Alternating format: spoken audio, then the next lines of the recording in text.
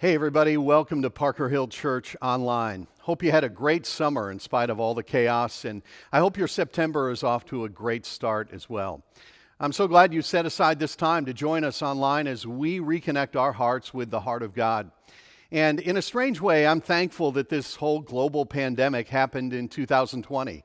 Like if this had happened 10 to 15 years ago, we wouldn't be able to stay connected like this. So I'm grateful for the technology that allows us to worship and learn together from wherever you are right now.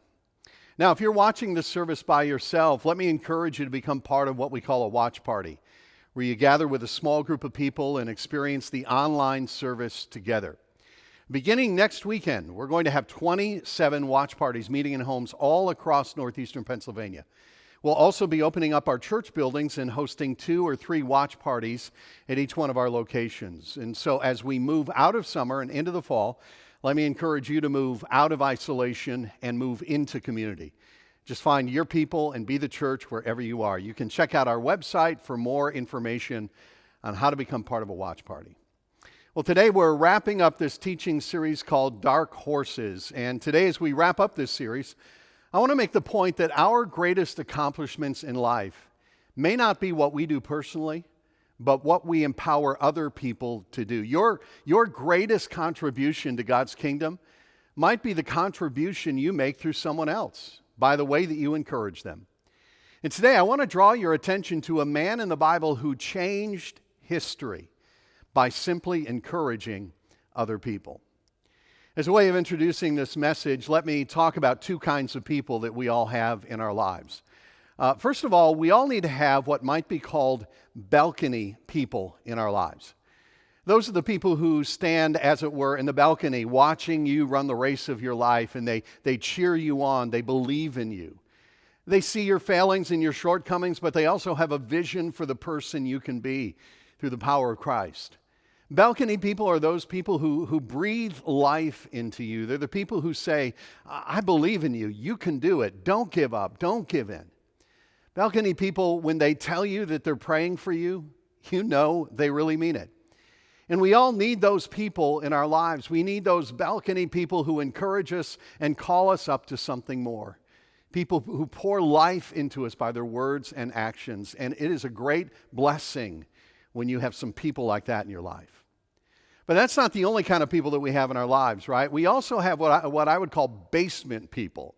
Okay, those are the people who just kind of have a way of dragging you down. When you spend enough time around them, you can just feel yourself descending into darkness. Like if you have good news, they'll point out the problem in it somewhere.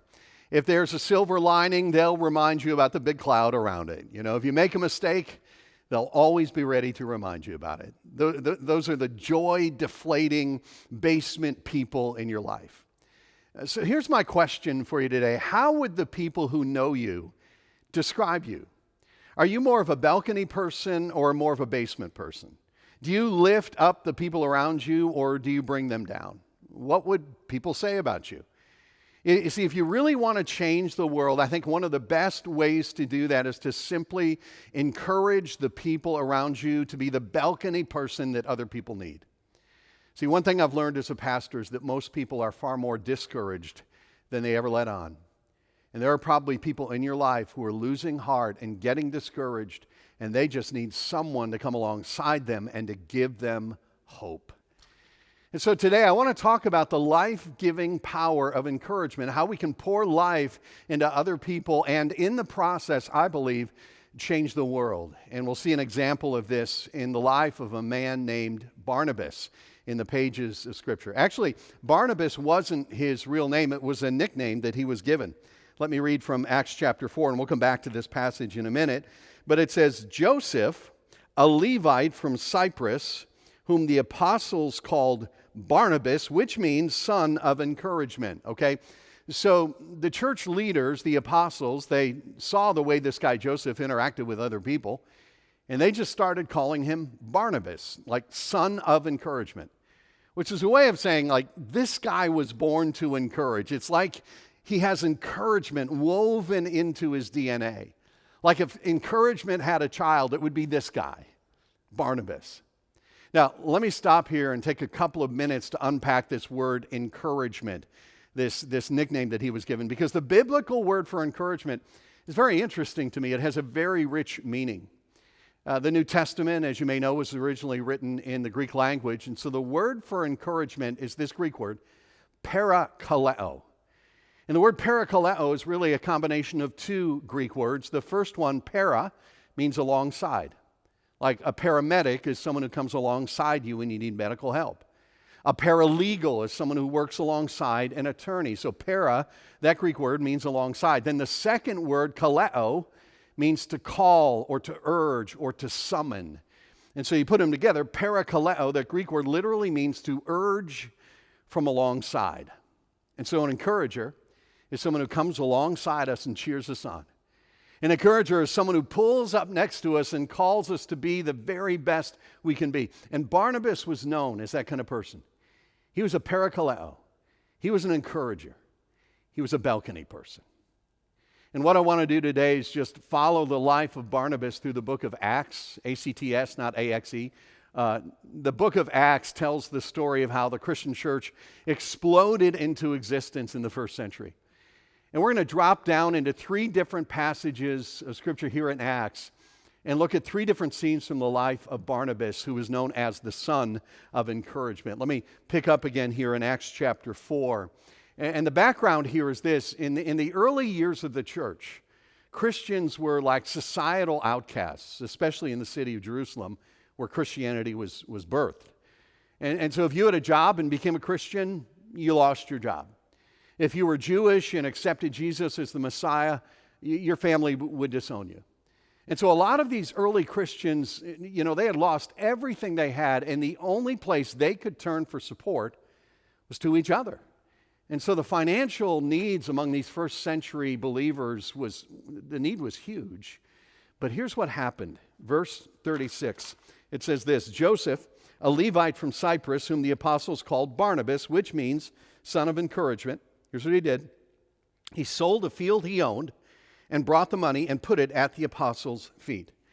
And so this man Barnabas sees that his brothers and sisters are in need, and he takes what belongs to him and sells it and just gives the money to the apostles so they could meet the financial needs in the church. And listen, Barnabas wasn't even from Jerusalem. He was from Cyprus.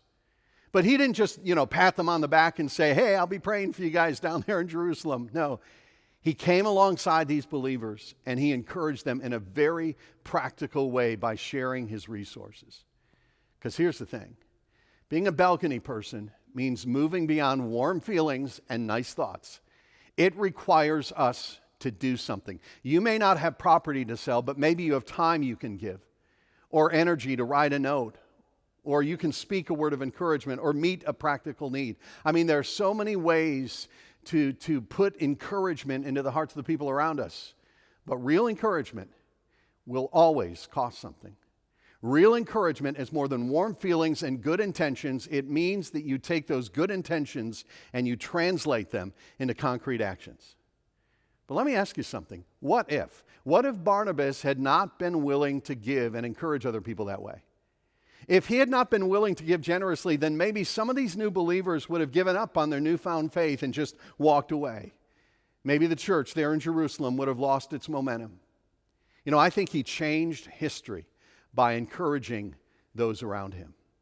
Let me show you a second scene from the life of Barnabas. This is in Acts chapter 9. And Acts chapter 9 is really a key chapter in the book of Acts. It tells the story of a man named Saul. And as you may know, Saul was the number one enemy of Christians in the first century. In fact, listen to the opening verse in chapter 9, verse 1. It says this, Meanwhile, Saul was still breathing out murderous threats against the Lord's disciples. I mean, this is who he was. He hated Christians, and he did everything he could to have them arrested and even put to death at times. But then, the rest of Acts chapter 9 tells the story of how Saul was traveling one day to a city called Damascus. And he was on his way to Damascus, and he went there to arrest Christians and put them in prison. But on the way there, Saul has this dramatic conversion experience that literally brought him to his knees. And he surrendered his life, and he became a follower of Jesus. And then after his conversion, Saul stayed there in Damascus for a little while, but then he decides to go to Jerusalem, which at this point in history is really the headquarters of the church. And so Saul goes to Jerusalem and he finds the leaders of the church and he essentially says to them, "Hey, it's me, Saul, remember me? You know, if it's okay, I'd really like to join up with you guys." Now, obviously, they were not real excited to have him. In fact, here's what it says in verse 26. When he came to Jerusalem, he tried to join the disciples, but they were all afraid of him, not believing that he really was a disciple. Now remember, this was the guy who had done everything he could possibly do to make their lives difficult. I mean, this was the guy whose hands are covered with the blood of Christians, and now he wants to be one of them? Like, no way. No way on God's green earth are we going to let you be part of this movement. Nobody wanted anything to do with Saul, except one guy, Barnabas. Look at verse 27. But Barnabas took him and brought him to the apostles. He told them how Saul on his journey had seen the Lord and that the Lord had spoken to him, and how in Damascus he had preached fearlessly in the name of Jesus. And so what Barnabas does is he comes alongside the guy that nobody else wanted anything to do with, and he brought him to the apostles. And he stood right next to him and he said, "This guy's okay. I've seen the authenticity of his faith. I think he has great potential. I know his past, but I believe he's got a future." See, balcony people give you a wonderful gift. They believe in you, even when no one else does. When I read the news this past week that Chadwick Boseman had passed away, I immediately thought about one of his movies that I saw a few years ago. In fact, it was the first movie in which he played the leading role as an actor. And the movie is called 42. It's a really, really great movie. You should see it. It tells the story of Jackie Robinson. Now, Jackie Robinson was the first black man to play Major League Baseball. Played for the Brooklyn Dodgers beginning in 1947. And when he broke that color barrier, man, he got all kinds of harassment. Every time he took the field, the fans would boo. You know, players and coaches from the other teams would just call him all kinds of horrible names. You know, even most of the players on his own team didn't like him very much. But there was one player on the Dodgers who became his best friend on the team, and that was Pee Wee Reese. He played shortstop. So when I was watching this movie, there was one scene that really stuck with me. The Brooklyn Dodgers are playing a game in Cincinnati, Ohio against Cincinnati Reds. And this was kind of home turf for Pee Wee Reese. He was from Lexington, Kentucky, which was just across the state line. And so the Dodgers are on the field, they're warming up, and the fans were being especially cruel to Jackie Robinson because that was in the South. So Pee Wee Reese walks over to him, and he puts his arm around him, and he just stood by him for several minutes, staring down the crowd. Like there's a statue in Brooklyn that memorializes that moment. You know, years later, Jackie Robinson said that it was that arm around his shoulder that saved his career. And see, that's a picture of what Barnabas did for Saul. He stood by him and he said, "Listen, this guy is part of our team now." And here's the result of that, verse 28. So Saul stayed with them and moved about freely in Jerusalem, speaking boldly in the name of the Lord. And you may know the rest of Saul's story. Eventually, he changed his name to Paul and became a key leader in the early church. Out of the 27 books in the part of the Bible that we call the New Testament, 13 of them were written by Saul, Paul. See, balcony people, they give you a wonderful gift. They believe in you when no one else does, even when there doesn't seem to be any reason to believe in you. Balcony people see potential where other people only see problems. And here's what I think. I think too many of us have been conditioned to only see the problems in other people and never see the potential. We live in such a cynical, critical culture where it's just so easy for us to see problems. And let me tell you this, if you look for problems in other people, you will always find them, myself included. But if you learn to see the potential in people, to expect the best from people and call that out, it will have a transforming effect on them. Think about this what if question. Think about this. What if Barnabas hadn't come alongside Paul and believed in him and defended him and encouraged him? Maybe Paul would have gotten discouraged in his newfound faith. Maybe he would have given up any hope of being a difference maker. Maybe he would have given up on leadership and just drifted off into obscurity. There may not be any Christian church, at least as we know it today. But see, Paul had a balcony person in his life named Barnabas. That made all the difference. In fact, it changed history. Let me show you one final scene from the life of Barnabas. This is much later in Acts chapter 15. Let me kind of set up the scene here. A few years later, Paul and Barnabas had been traveling all throughout the Roman Empire, sharing the good news of the gospel and starting new churches. And now they're about ready to leave on another journey. And here's what happens, verse 36. Sometime later, Paul said to Barnabas, "Let us go back and visit the believers in all the towns where we preach the word of the Lord and see how they're doing." Barnabas wanted to take John, also called Mark, with them. But Paul did not think it wise to take him because he had deserted them in Pamphylia and had not continued with them in the work. And so on a previous journey at some point, they had taken this young man named Mark along, and for some reason he quit in the middle of the trip. Maybe he was homesick, maybe he was afraid, maybe it was just more difficult than he thought it would be. I mean, we don't know why, but he just up and left, these guys. And so Paul wasn't willing to give him another chance. His attitude was, listen, hey, you start something, you finish it. You don't just walk away. And this guy's a quitter. We're not taking him with us. See, but Barnabas, the son of encouragement, he was willing to give him another chance. So here's what happens. This is so interesting. Paul and Barnabas, had such a sharp disagreement that they parted company. Barnabas took Mark and sailed for Cyprus, but Paul chose Silas and left. And now the Bible doesn't say that one or the other of them was right and the other one was wrong. It was just a difference of opinion. But Barnabas was willing to still believe in this young guy named Mark. Now let me show you one more verse of Scripture for today.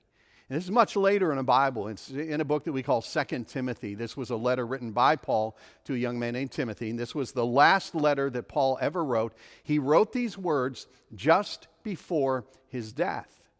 And as he writes to Timothy, he says this: "Only Luke is with me.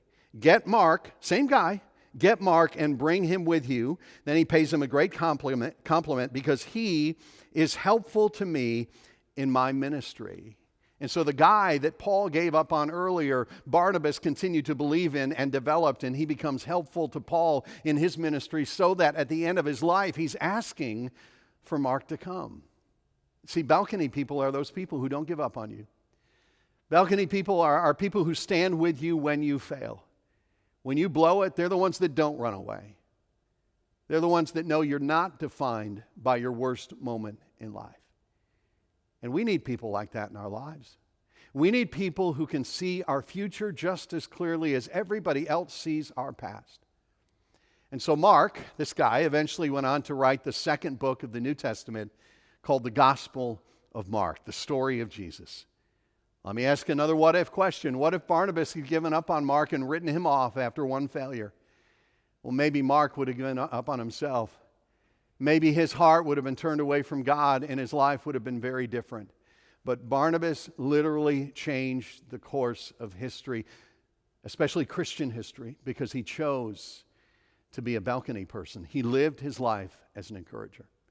Now, in these last few minutes, let me share two very practical things that I've learned about encouragement that may help you to figure out what this looks like, okay? So number one is this: it only takes a little criticism to outweigh a lot of encouragement. It only takes a little criticism to outweigh a lot of encouragement. In other words, you can undo a lot of good in your relationships with just a few negative words, because the pain of criticism can run so deep. Okay, so think about it this way. This is a picture of the caramel cream crunch donut from Krispy Kreme, one of God's greatest gifts. This thing has 390 calories. So if you eat one of those, you will have to spend 45 minutes on a treadmill to burn off those calories. It only takes one donut to undo 45 minutes that you spent on the treadmill this morning. And It only takes a few negative words to undo a whole bunch of positive words. And so what we always need to do is we always need to err on the side of encouragement. Harvard Business Review wrote this: in a healthy workplace environment, there are 6 positive comments for every negative one. The University of Denver did an extensive study on marriages. And listen to this. Here's what they discovered. That in a marriage where 10% or more of the comments are negative, divorce is almost certain. Just 10% or more. It only takes a little bit of criticism to outweigh a lot of encouragement. Here's the second thing I've learned about encouragement. It's this: it's always easier to criticize than encourage. Isn't that true? Always easier to criticize. That doesn't take a lot of thought or skill. Always easier to criticize than encourage. Over the years, my wife and I have owned several fixer-uppers. Houses we bought cheap and then remodeled and sold for a profit. And in projects like that, there's really always 2 stages. There's demolition and then there's reconstruction. There's the tearing down phase and then there's the rebuilding phase. And whenever I was doing demolition, I would hire somebody to help me, but I didn't need someone with a lot of skill or education. They really just had to know how to swing a sledgehammer, because it doesn't take a lot of skill to do demolition work. But when it came to rebuilding, that took a lot more time and required a lot more skill. For some things, I would have to hire somebody else to do the work, or at least get some advice from somebody else who really knew what they were doing.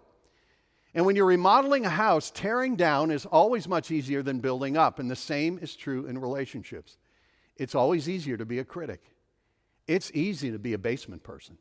That's what comes naturally to us. But it takes a lot more time, effort, attention, and intentionality to encourage someone. And here's what I've discovered. The best kind of encouragement is specific. When you say not just, way to go, you're great, keep it up, No, something like this: I believe in you because, fill in the blank. I see a great future for you because, and then you list something. I appreciate you because, fill in the blank. It's specific, it's thoughtful. Now, sometimes you have to look past some things that bother you and focus on the positive attributes of that person. Like your son may not be the smartest kid, but he's got a great heart. And so you say to him, I love what I see in you, son. I love the way that you care about others. You build him up. Your wife may not be the most organized, but she's an incredible mom. And so instead of picking her apart for what she's not, you build her up for what she is. And you say, I love the way you love our kids. I could have never married someone who would impart more life into our children. Your husband may never have the best looking yard on the street. He's just not very good at cutting the grass and landscaping the lawn. So next time you just say, honey, you look so handsome out there pushing that lawnmower in your black socks. It takes effort, it takes work to be an encourager. But let me go back to a question I asked at the very beginning of this message. Are you a balcony person or a basement person? There may be someone in your life who is right on the edge of getting up right now. And one act of encouragement may be all it takes to give them the power to keep going. One note, one phone call, one card in the mail, one hand on the shoulder. And I believe this: if we together as a church, if we can move from being basement people to being balcony people, that'll change our families, our marriages, our schools, and our community here in northeastern Pennsylvania. Hey, if you're watching this service with a few other people or a group of people, take a few minutes to talk about how this applies to your life. The real impact from this teaching is not what I've said, it's what you put into practice. We'll have a few questions on the screen at the end of the broadcast, but for now, stay with us as Kyle comes back to wrap up our time together. And we'll see you again next week as we begin a new teaching series called Afterlife. Looking forward to it. See you then.